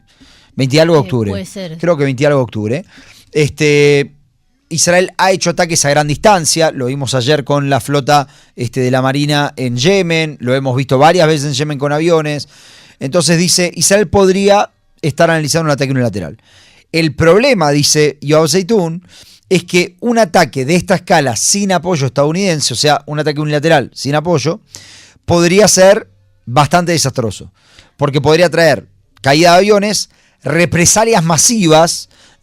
A ver, cada vez que uno habla de un ataque directo en Irán, en Israel hablan de 3 días seguidos comprando agua porque no vas a poder estar afuera del... Claro, porque hay que pensar en la respuesta de ese ataque. Que las últimas veces, perdón que te interrumpa Johnny, nos salvó esta coalición internacional que habíamos hecho. Y hay que ver si ahora seguimos estando en condiciones de armar esa coalición, porque los actores cambiaron un poco. Y entre paréntesis, tomo la chicana de Felipe Sánchez, la tomo, tiene mucha razón lo que está diciendo. La tomo y le mando un abrazo. Es así, hay que chicanear a veces también, y me gusta eso. Lo de Kamala. Claro, yo dije que Kamala iba a ganar, lo dije durante mucho tiempo, me equivoqué, y lo acepto. Y el otro tema es el daño a la infraestructura estratégica israelí, dice Yoav Zeitun, porque, a ver, si Israel hace un ataque unilateral en contra de lo que dispone Estados Unidos, esta coalición no la tenés tan asegurada. Y si no la tenés tan asegurada, y llega a ser cierto, que esto lo confirmó Grossi, entre paréntesis, de la Agencia de Energía Atómica, que Irán tiene información sobre, vamos a decirlo así, establecimientos estratégicos relacionados al programa nuclear de Israel, fui cuidadoso, sí. Si es cierto que tiene esta información, entonces podría ser algo estratégicamente complicado para Israel. El segundo escenario que marca Yoav Zeitun es un ataque con coordinación para el apoyo defensivo. O sea, Israel ataca solo, pero para la respuesta coordina hay para una la respuesta. alianza. Entonces ahí dice, podría haber un apoyo de inteligencia, defensas aéreas compartidas, todos los TAD, el Iron Dome, el Arrow, etcétera, y una especie de cooperación táctica, pero esto requeriría necesariamente que Israel dé una alerta previa significativa y un acuerdo político con Washington, lo cual significaría que las posibilidades de que el ataque sea de la magnitud que Israel quiere disminuyen bastante. Bueno, es como lo que pasó en los ataques anteriores también, tanto allá como acá, ¿no? Que ya todos sabíamos, ya era como algo muy coreografiado, me acuerdo que lo decíamos en ese momento. Ahora la pregunta que yo tengo es si esta coordinación de la que vos hablás es solo con Estados Unidos o si incluye también a la alianza. No, que se había armado Estados Unidos es el que coordina luego el armado de esa alianza. Y el tercer escenario que marca Yoav Zeitún es un ataque conjunto con Estados Unidos y aliados occidentales. Y él dice, el problema de este escenario es que es un escenario soñado. Soñado en el sentido de que es un sueño, no existe de ninguna forma en la realidad. Es completamente improbable a nivel político, y él dice particularmente es improbable hoy. ¿Por qué dice que es improbable hoy? Por eso me pareció muy interesante el artículo, porque él dice el nivel de aislamiento que tiene hoy Israel respecto de, a partir de la guerra en Gaza y a partir de un proceso diplomático bastante defectuoso y bastante complicado respecto de la situación de los palestinos, hace que Europa no quiera venir a ayudar a Israel con sus intereses. Y si Europa no quiere ayudar y Estados Unidos tampoco quiere ayudar, entonces este escenario es completamente irreal. Hay que ver qué es lo que sucede. Yo insisto, yo tiendo a creer que Trump cree que él le puede imponer a Netanyahu porque Netanyahu le da el lugar de creer eso. Yo no creo que Trump lo crea porque se le ocurrió ayer a la mañana. ¿Solo el lugar le da? Para mí le da más que el lugar. No, evidentemente le permite imponerse. ¿Y sí? Y esto es un fracaso del liderazgo israelí. Yendo un poco para atrás, quisiera contarles un poquito sobre las sanciones que recibieron justamente en el día de ayer Smotrich y Ben Gvir. Estas sanciones fueron anunciadas en el Parlamento inglés y fueron anunciadas, si no me equivoco, es el audio número 7, de la siguiente forma. However, Mr. Speaker, the gravity of the situation demands further action. The reality is that these human rights abuses, incitement to violence, extremist rhetoric, comes not just from an uncontrolled fringe, but from individuals who are ministers in this Israeli government. We must hold them to account and protect the viability of the two-state solution. So today we are sanctioning Bezalel Smotrich and Itamar Ben-Gvir. We are acting alongside Australia, Canada, New Zealand and Norway, who have also announced their own measures today. Bueno, a ver, de acuerdo a esto que vimos, si Ben-Gvir y Smotrich tuvieran bienes en Inglaterra, Nueva Zelanda, Australia y Canadá, sí, creo que era, si tuvieran cualquier tipo de bienes en... Ahí están apareciendo en justo, ahí está, Canadá, Nueva Zelanda y Noruega. Y Australia. Australia ya estaba, claro. Si los tuvieran, estarían congelados, etcétera, etcétera. Y también no podrían ir para no podrían, esos lugares. Exactamente, no podrían ir para esos lugares. Creo que el golpe más grande es un golpe más que nada simbólico, porque hoy, si se ponen a pensar, tenemos al primer ministro con una orden de arresto internacional, no puede viajar por el mundo, un ex ministro de defensa con una orden de arresto internacional, que no sabemos qué va a pasar con Katz, pero muy probablemente que corra la misma suerte, y ahora tenemos al ministro de Seguridad Nacional con sanciones y al viceministro de Defensa, también ministro de Finanzas, también con sanciones internacionales. O sea, la cúpula de Israel está en una situación cuanto menos vergonzosa. Y esta situación es bastante complicada. Marco Rubio, el secretario de Estado de los Estados Unidos, obviamente salió a condenar esta movida, armada justamente por Gran Bretaña, pero hay que tener cuidado porque esto podría agravarse todavía más. Claro, lo que él dijo es que las sanciones no están impulsando un esfuerzo por un alto y que piden a sus socios, ¿no? Haciéndole un guiño a Europa, que no se olviden quién es el verdadero enemigo de Estados Unidos. No sé por qué te estás riendo, Johnny. No, porque Eddie me está diciendo que es verdad. Me dice, los ingleses dejaron un lío acá. Entonces, que hagan lo que tienen que hacer y se termine. Por eso están con el tema del el lío que vivimos hoy es por lo que dejaron los ingleses. Tiene razón, sí. es verdad eso. Y ahora se lavan las manos. Sí. Pasando por este tema que es el tema de las sanciones y a ver, las sanciones son porque los consideran violentos, no porque haya una solución de dos, porque ellos consideren que hay que tener una solución de dos estados o no. No tiene nada que ver con eso. Ben-Gvir es una persona condenada por actividad de terrorismo. Claro, para que ellos sepamos hablan de la estamos hablando. violencia contra palestinos en Cisjordania. Exactamente, no habla de la solución de dos estados o no. Está hablando de la violencia de los colonos, justamente. Ahora, justo ayer tuvimos esta entrevista muy interesante, donde Moria Mijaeli lo que nos decía era, esto es una forma de deslegitimar a los colonos, deslegitimizar a los colonos, y deslegitimizando a los colonos, lo que hacemos es justamente tratar de crear un Estado palestino. Por lo tanto, decía ella, esto es una especie de nuevo libelo de sangre, la historia de la violencia de los colonos.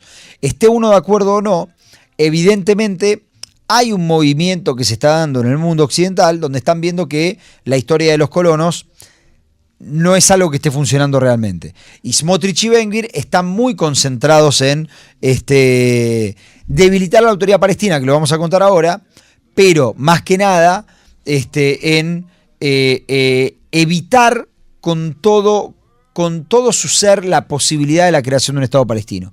Ellos creen, y acá no estoy juzgando, yo no estoy de acuerdo, pero no lo juzgo, ellos creen que la creación de un Estado palestino es la amenaza más grande que puede tener Israel a nivel existencial. Justamente por eso es que se decidió en su momento financiar a Hamás. Hamás es visto por Smotrich, lo explicó él muy bien, él mismo lo explica, como una especie de bien. ¿Por qué es un bien para Israel Hamás? Porque, lo contamos varias veces, porque no representa una amenaza real para Israel. La autoridad palestina representa una amenaza porque es reconocida internacionalmente, tiene legitimidad, y ese, según ellos, es la amenaza existencial del Estado de Israel. En todo este lío que acabo de decir, quien se expresó, Jesse, fue justamente Huckabee, el embajador norteamericano. Ahora, es raro porque el embajador norteamericano últimamente está hablando de más, me parece. Sí. Porque iba a decir que justo después vamos a escuchar seguro el audio de Tammy Bruce de vuelta. Está hablando de más porque se está metiendo en cuestiones que no sé si son de su competencia. Ayer informábamos que el embajador norteamericano había tenido encuentros con rabinos para intentar evitar que caiga la coalición. Creo que hoy él habla más de su convicción. Claro, pero él es un diplomático. Que como un diplomático de Estados Unidos. Pero es como que yo me siento acá a hablar de fútbol. No es mi rol, me encantaría, pero no es mi rol. A ver... El embajador de Estados Unidos, Jesse, dijo no hay margen para un Estado palestino. Sí, exactamente. Dijo que Estados Unidos, porque no lo dijo en nombre de él, ese es el problema, lo dijo en nombre de Estados Unidos. Él dijo, los Estados Unidos ya no apoyan incondicionalmente un Estado palestino independiente. No dijo yo, Mike Huckabee, ¿sí? Dijo Estados Unidos. Esto lo dijo en una entrevista. Y él dijo que se podría establecer un Estado palestino en otros lugares que no sean Judea y Samaria, a menos que haya cambios culturales significativos. No hay margen para que se dé esto y que no cree que se establezca un Estado palestino independiente en nuestras vidas, dijo, lo que le queda de vida más o menos. No es una persona tan grande, voy a decir. No sé cuántos años tiene, ahora tiene lo buscamos. 61, creo. Está bien, mediana edad. Sí, no es tan grande. Sí, bueno, no tiene esperanza de que esto suceda. Claro. Y lo cierto es que no es la primera vez que él hace este tipo de declaraciones con respecto a la creación de un Estado palestino, sino anteriormente, si no me equivoco, fue en enero cuando asumió Trump. Él dijo que un Estado palestino, Huckabee, ¿no? Dijo, un Estado palestino no puede existir junto a Israel mientras que los palestinos piensen que Israel no debería existir. Los palestinos no creen en una solución de dos estados, sino que creen en un solo estado, ya que Israel debería desaparecer. Bueno, la gran pregunta es si esto que dijo Huckabee realmente es la postura de los Estados Unidos de Norteamérica, particularmente de la administración de Trump. Ahora, Johnny, si yo mal no recuerdo, Huckabee tiene una casa en Efrat, en Judea y Samaria. En Efrat, sí, en Efrat. La gran pregunta, vuelvo, es si Estados Unidos, los Estados Unidos de Norteamérica como país, tienen esta misma posición que comparte Huckabee y si la administración Trump comparte esta posición. Bueno, te lo va a responder sobre esto, Tammy claro, Bruce. Sobre esto le preguntaron a Tammy Bruce en la conferencia que dio ayer y miren la respuesta. Well, first of all, I'm not going to characterize the ambassador's remarks. I'm not going to explain them or really comment on them at all. I think he certainly speaks for himself. At the same time, of course, ambassadors are there and they're working with their host country, but when it comes to American policy and certainly where the president stands, I'd suggest you call the White House. Pobre mujer, ¿no? Pobre mujer porque evidentemente la pregunta le vino muy incómoda, no es la postura de los Estados Unidos, y ella no dice que sí o que no, claro, porque tampoco lo quiere desautorizar. Tiene que llamar a la Casa Blanca. Hablen con el presidente si quieren saber lo que piensa el presidente. Ahora, si lo que pensara el presidente fuera lo que dice Huckabee, definitivamente Tammy Bruce diría, obvio, Huckabee es un genio. No, contestaría a la pregunta, porque no contestó a la pregunta. Decide no contestar. Y este es el gran problema justamente en el que está en los Estados Unidos con una persona que está hablando evidentemente de más. Ahora, en el medio empezó a suceder algo que es bastante cómico, porque ahora estoy viendo cómo lo titulé, y creo que lo hice a propósito así, que es que hay ciertos colonos que empezaron a pedir que se apliquen, escuchen esto, los acuerdos de Oslo. Ahora, esto es muy interesante, porque la gente no lo sabe. Los acuerdos de Oslo son acuerdos que llevaron al asesinato de Rabin. Ahora, nunca se terminaron de aplicar los acuerdos, pero al mismo tiempo nunca se terminaron de desarticular los acuerdos. Entonces quedó como una especie de monstruo, que no se sabe bien cuáles son los pies, cuál es la cabeza, dónde empieza, dónde termina, y hay cosas de Oslo que siguen funcionando, y hay cosas de Oslo que no están funcionando. Lo que estaba funcionando hasta Oslo, en realidad en el marco de los acuerdos de Oslo, era, por ejemplo, que había presencia permanente, efectiva, de soldados del ejército de Israel en un lugar que se llama la tumba de Yosef, Kever Yosef, que es donde está enterrado el patriarca. Hay mucho lío también. Siempre hay mucho lío. Hemos mencionado varias veces incidentes que suceden ahí. Claro, pero ¿por qué? Porque cuando van las personas que quieran visitar, no colonos necesariamente, pero las personas que quieran visitar van hacia la tumba de Yosef, tienen que ir acompañadas por el ejército. Porque una de las cosas que quedó viva de Oslo, por ejemplo, es la división de las zonas. A, B y C es una división de Oslo. Sí. Hay cosas de Oslo que quedaron y hay cosas que no, y es muy interesante verlo. Otra cuestión, por ejemplo, es el dinero, del que vamos a hablar ahora en un segundito. El dinero es consecuencia de Oslo, porque la forma a través de la cual recibe la autoridad palestina dinero es a través de Banca Poalim. Que yo siempre me pregunté por qué Banca Poalim y no Bank Leumi, entre paréntesis. Pero no importa, nunca tuve respuesta a eso. Pero si alguien sabe en el chat que me comente. Pero la historia es que hace un tiempo había justamente presencia permanente, y esto de acuerdo con los acuerdos que se habían llevado a cabo en Oslo, presencia permanente del ejército en lo que llama la tumba de Yosef, insisto, del patriarca Yosef. Y ahora los colonos y particularmente Tzvi Sukkot, uno de los parlamentarios con los que estuve hoy, entre paréntesis, gran persona, dicen, bueno, que se aplique Oslo. Que haya presencia permanente del ejército. Claro, esto viene porque hubo incidentes. Porque se fueron a partir de unos incidentes. Pero lo que yo digo es, qué interesante que quieran que se aplique Oslo cuando conviene. Porque Oslo es el camino hacia la creación de un Estado palestino. Yo no sé si están tan de acuerdo con ellos, ¿no? Pero bueno, piden que se aplique Oslo. En el mundo del revés, eso implica que se apliquen las cosas que yo quiero de Oslo, lo cual es muy peligroso. Como les decía recién, otra de las cosas que implica Oslo es la cuestión de dinero, la cuestión de cómo llega el dinero a la autoridad palestina. ¿Por qué? Lo voy a explicar muy rápido. Porque la autoridad palestina es vista, o sus facciones son vistas por muchos países como una organización terrorista, o por lo menos que tiene relaciones con una organización terrorista o que financia sus organizaciones terroristas. Por lo tanto, muchos de los bancos de Palestina, particularmente el Banco de Palestina, que es el central, son bancos que no están habilitados para operaciones a nivel internacional en algunos de los países.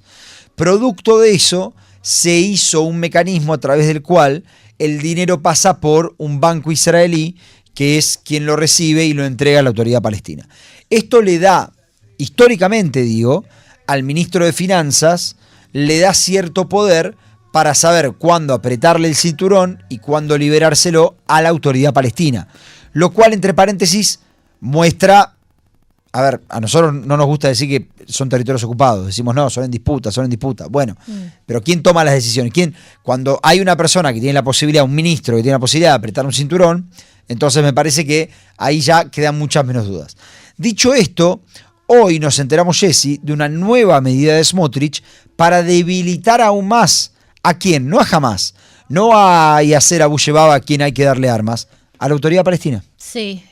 Justamente el ministro de Finanzas, Bezalel Smotrich, ordenó en el día de ayer cancelar una política para sostener la economía palestina en represalia por la decisión de estas sanciones que comentamos anteriormente contra él y también contra Itamar Ben-Gvir.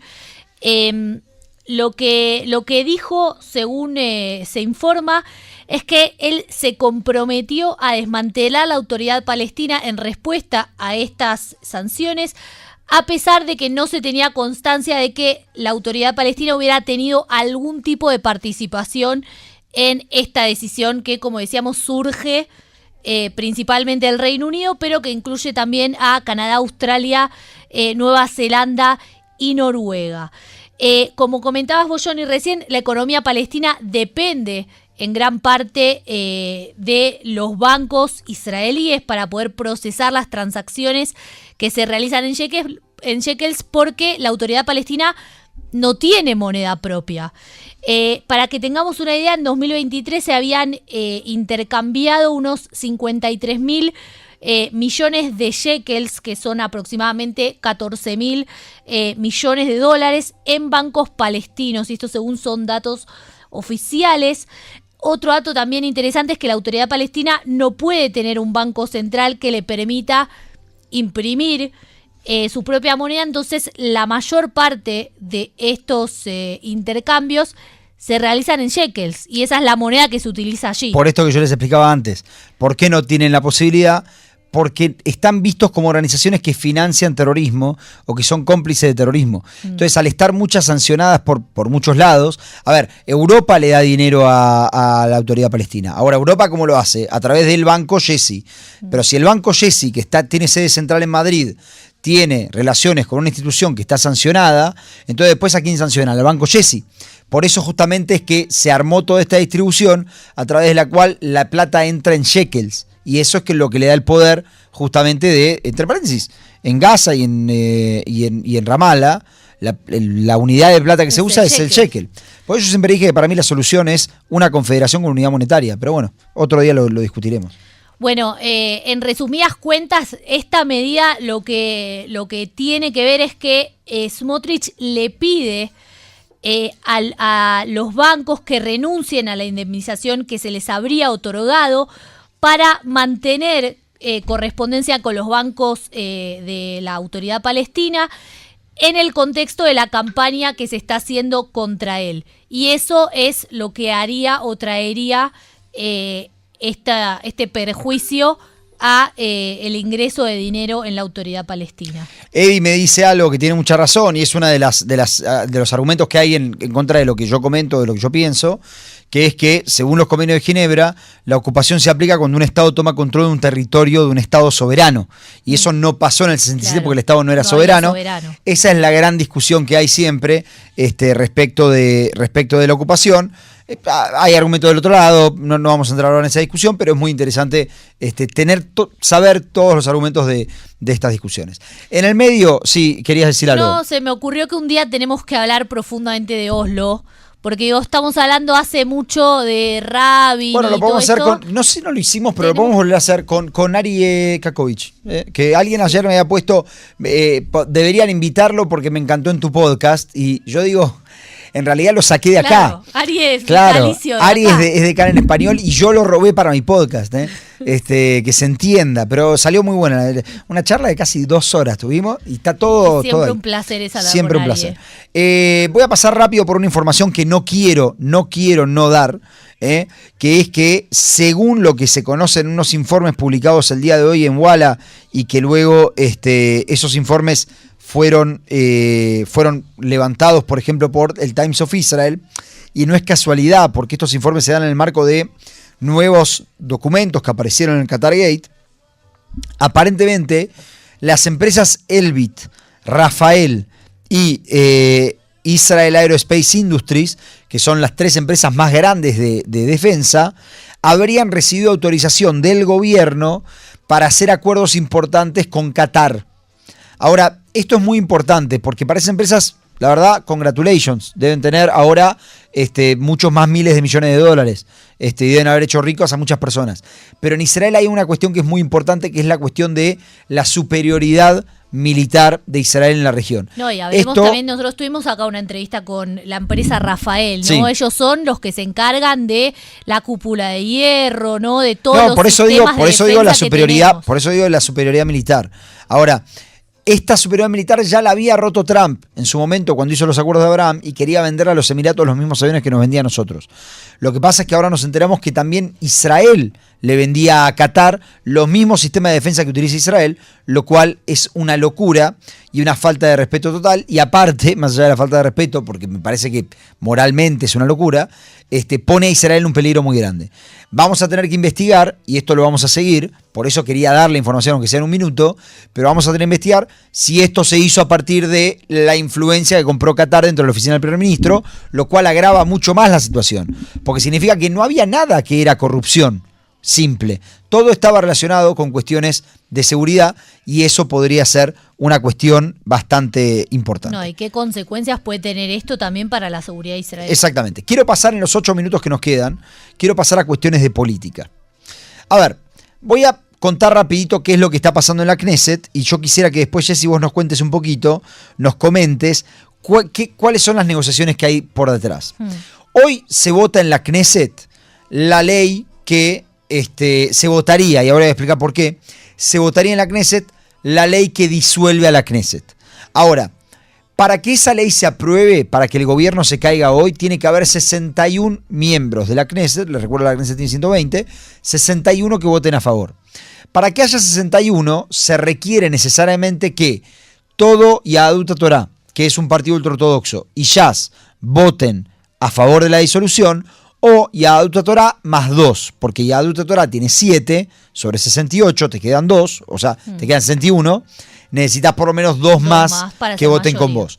Que muchos especulan que serían Edelstein y Gallant, llegado el caso. Ahora, ¿por qué digo se votaría?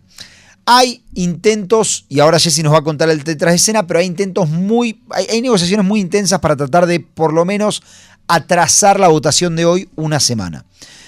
Estos intentos están relacionados con cuestiones de seguridad y con cuestiones políticas que ahora vamos a explicar. Pero, ¿por qué la oposición querría no votar hoy también? Porque en Israel, si vos presentás un proyecto de ley, cualquiera sea, y ese proyecto de ley no se aprueba, hay que esperar 6 meses para volver a presentar ese proyecto. Por lo tanto, si vos no tenés los votos, es mejor no presentarlo, porque si no tenés que quedarte 6 meses más con un gobierno que no querías quedarte. Ahora, ¿qué es lo que está pasando detrás de escena? Yahadut Torah está confirmado que va a votar a favor de disolver la Knesset. Yahadut Torah vota a favor, no presenta el proyecto. Quien presenta el proyecto es Avigdor Lieberman. Avigdor Lieberman, lo que, por lo menos por lo que yo hoy pude hablar en la Knesset, la intención que él tiene de hacer hoy es presentar el proyecto. Ahora ustedes dirán, ¿qué significa que va a presentar el proyecto? Significa que tiene los votos. Avigdor Lieberman considera que él tiene los votos necesarios para poder conseguir la disolución de la Knesset hoy por la noche en lectura preliminar. ¿Cuáles son las posibilidades? Bueno, que de hecho Avigdor Lieberman las tenga esos votos, o que alguien le esté diciendo que sí, y después se dé vuelta. Avigdor Lieberman lo que dice, la respuesta que yo recibí a esto, es que lo que dice Avigdor Lieberman es, bueno, veremos entonces en la cancha quién se sostiene sus propias palabras. De todas formas, Johnny, los 6 meses son de corrido, ¿o no? Sí. Y ahora la Knesset ya... Bueno, pero no importa, en el medio pueden pasar muchas cosas. No, pero digo, también tienen que meterle para poder terminar este proyecto que pase en todas las lecturas que necesitan antes de que termine esta sesión. Esa es la última información que quería dar. ¿Qué pasa hoy? Hoy lo que se vota es la disolución de la Knesset en la lectura preliminar. Después de eso quedan 3 lecturas. Las 3 lecturas pueden hacerse todas juntas el domingo, Perdón, el domingo no, el lunes, porque la Knesset sesiona lunes, martes y miércoles. Puede darse el próximo lunes, todas las lecturas, o pueden darse el lunes y después dentro de 3 meses. O sea, nadie sabe cuánto va a durar, y de hecho dentro del gobierno lo que dicen es, mirá, puede que hoy de hecho se apruebe esto, pero nosotros todavía tenemos tiempo para negociar. Los ortodoxos dicen, si aparece una ley que a mí me convence, dale, lo hacemos. Pero si no aparece, nosotros vamos a votar a favor.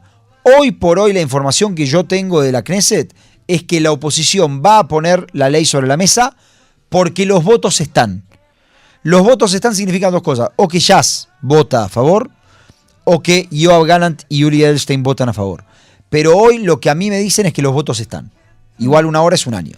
Contanos un poquito de la negociación por detrás. Sí, porque la oficina del primer ministro está trabajando de 2 formas diferentes. Primero en el frente legal y también en el frente de seguridad, que es algo que mencionaste antes también, para poder suavizar a los Haredim, digamos a la oposición que presenta a los Haredim al proyecto de ley de Hok HaGius, y lo que dicen es que van a presentar un borrador actualizado que va a estar redactado de acuerdo con lo que el asesor legal de la Knesset está dispuesto a defender ante la justicia, saltando, ¿sí?, al asesor legal de la comisión que trata justamente esta ley. Netanyahu se reunió ayer con Yuli Edelstein en un intento de hacerlo cambiar su postura. Sabemos que él se opone a Hok HaGius, a la ley de enrolamiento. ¿Saben a qué se opone? ¿Saben dónde está la discusión hoy? En un punto muy cortito. La discusión hoy es... Justo me agarró tos cuando tenemos que apurar. La discusión hoy es la siguiente. Las sanciones ya están acordadas. Si van a empezar a aplicar hoy o en 1 año. Porque lo que dicen los ortodoxos es, si yo tengo una cuota que tengo que cumplir, tengo que enrolar a 50 ortodoxos, no son 50, pero digo, a 50 ortodoxos al ejército, juzgame dentro de 1 año si enrolé 50 o no. No me juzgues hoy. Y Edelstein dice, no, porque lo que se sanciona es el no enrolarse, no el Excel que viene después. Esta es donde está la diferencia, es muy chica la diferencia. Claro, justamente lo que lo quiere convencer es de este periodo de adaptación, así es que lo llaman. Y por otro lado, también el secretario del gabinete, Yossi Fox, está intentando convencer a los Haredim de posponer 1 semana más la votación para la disolución de la Knesset. La oficina de Netanyahu está en comunicación casi permanente con el presidente de Degel HaTorah, que es Moshe Gafni, y también con los miembros del Jazz, que como dijimos es uno de los partidos que están hoy en día en la mira porque son una cantidad importante que todavía no se expresó, me parece, John. No, sí. Ellos dijeron que van a votar a favor de la disolución de la Knesset, pero hay dudas, porque Deri es muy cercano a Netanyahu, tanto personal como profesionalmente, porque no tiene otro mejor lugar a donde ir. Hay dudas. Ahora, acá quiero decir una cosa en 30 segundos. Esto no es una solución para nada. O sea, yo entiendo que mucha gente que se opone al gobierno, y por lo que dice Felipe, y es cierto, obviamente, pero yo entiendo que mucha gente que se opone al gobierno quiere que este gobierno caiga a toda costa. Pero lo cierto es que no genera una solución ni para los secuestrados, ni para la guerra con Hamas, ni para la situación en el Líbano, ni para la situación en Siria, ni para la situación de los ortodoxos genera una solución. Esto no trae soluciones. Lo que esperan los ortodoxos, por lo que a mí me decía una persona hoy, me explicaba hoy, es que como los ortodoxos tienen números que son claves para poder formar gobierno, es muy difícil en Israel formar un gobierno sin ortodoxos.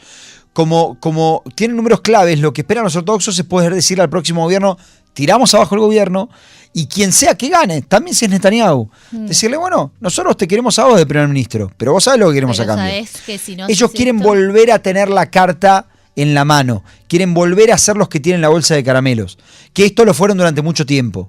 Pasa que la guerra cambió un poquito las cosas. Esto es lo que están buscando.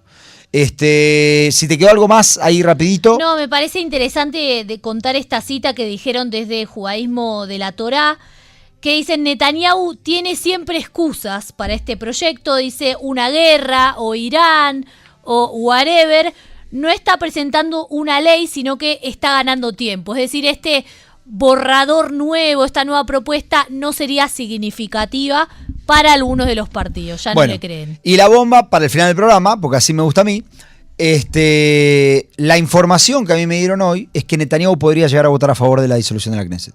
Y que antes de que se termine la votación, Netanyahu presente por propia voluntad un pedido para disolución de la Knesset. ¿Por qué? Por una cuestión legal que le daría más tiempo para formar, porque una cosa es si se disuelve la Knesset y otra es si se disuelve el gobierno. Si se disuelve el gobierno, Netanyahu tendría más tiempo para tratar de encontrar un nuevo gobierno que si se disuelve la Knesset, que le da, si no me equivoco, 60 o 90 días para llamar a elecciones. La diferencia es significativa. Y podría ser que esto suceda el día de hoy también, para que Netanyahu lo tenga, tenga la sartén agarrada por el mango. ¿Por qué? ¿Qué gana Netanyahu por lo que me dijeron hoy? Y ya nos tenemos que ir. ¿Qué gana Netanyahu para que lo entendamos todos? Netanyahu gana lo siguiente. Si Netanyahu disuelve el gobierno por la ley de enrolamiento, él puede decir: yo soy quien hizo que los ortodoxos vayan al ejército, y no permite que se caiga el gobierno por un acuerdo con Hamás, que eso lo dejaría en una situación de mucha más debilidad. Hasta acá llegamos, nos tenemos que ir porque nos van a echar. Nos vemos el día de mañana. Chau a todos, ojalá que mañana tengamos mejores noticias. Chau, chau.